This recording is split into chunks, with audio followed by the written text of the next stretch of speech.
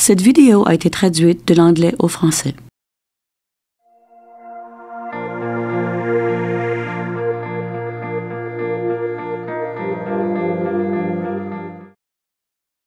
L'appréhension définit la façon dont la bouche du nourrisson saisit le sein. Il est essentiel que l'appréhension soit adéquate car elle a un effet sur la façon dont le nourrisson aspire le lait. Une préhension incorrecte peut causer de la douleur au mamelon et diminuer la quantité de lait produite. Il faut à tout prix que la nouvelle maman tienne son bébé peau contre sa peau au cours de la première heure après la naissance du bébé, s'ils sont tous deux en état de le faire. Dans ces instants, les nourrissons les plus éveillés chercheront à saisir le sein sans aide. Ils pourront même se traîner jusqu'au sein. C'est l'occasion idéale pour allaiter. Lorsque vous amenez le nourrisson au sein, il faut vous assurer de bien le tenir et c'est une sensation sublime de maintenir le contact peau contre peau avec lui. Cette intimité aide le nourrisson à ressentir le sein et le flairer tout en l'habituant à reconnaître la provenance du lait. Au moment de porter le nourrisson au sein, vous devriez aussi bien soutenir son dos avec la paume de votre main, laquelle repose dans le bas de son dos et son cou. Approchez-le tout contre vous, ventre contre ventre, et faites en sorte de soutenir votre sein de sorte que votre index et votre majeur se trouvent sous le sein et que votre pouce soit sur le dessus, bien éloigné de l'auréole, l'espace pigmenté autour du mamelon. En d'autres mots, vous devriez voir plus d'auréole au-dessus de la bouche du nourrisson qu'en dessous. Les lèvres du nourrisson devraient être également repliées vers l'extérieur. Lorsque le nourrisson s'approche du sein, attendez qu'il ouvre la bouche et alignez votre mamelon sur son nez. Au moment où il ouvre tout grand la bouche, sa tête bascule légèrement vers l'arrière, son nez est éloigné du sein et son menton s'approche du sein par-dessous. La mère devrait diriger le mamelon vers le palais de la bouche du nourrisson.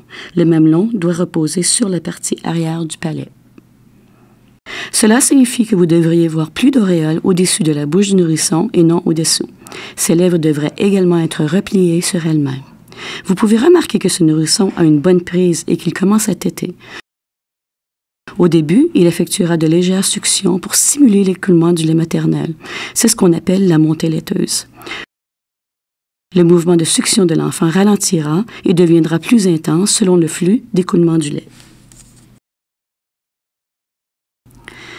Pour être bien assuré que votre bébé obtient suffisamment de lait, vous entendrez le son qu'il fait lorsqu'il avale. Le menton s'abaisse et demeure immobile et vous entendrez un « ka » au même instant. Si vous vous demandez quelle quantité de lait votre bébé absorbe tandis qu'il tète, examinez la façon dont il avale.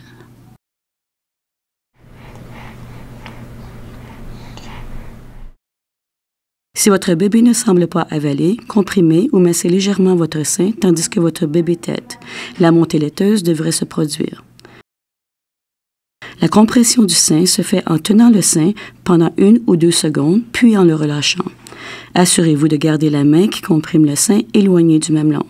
Vous ne ressentirez pas la montée laiteuse chaque fois qu'elle se produit, mais elle s'opérera plusieurs fois au cours de l'allaitement. Il est bon de maintenir le nourrisson au sein pour stimuler une autre montée laiteuse. Au cours des premières semaines, lorsque votre nourrisson semble avoir terminé, il est bon de lui faire un roux et de lui offrir le sein à nouveau pour vous assurer qu'il est bien nourri. Pour plus d'informations, y compris l'endroit et les heures d'ouverture des cliniques, appelez la région de Peel au 905-799-7700 ou visitez le site breastfeedinginpeel.ca.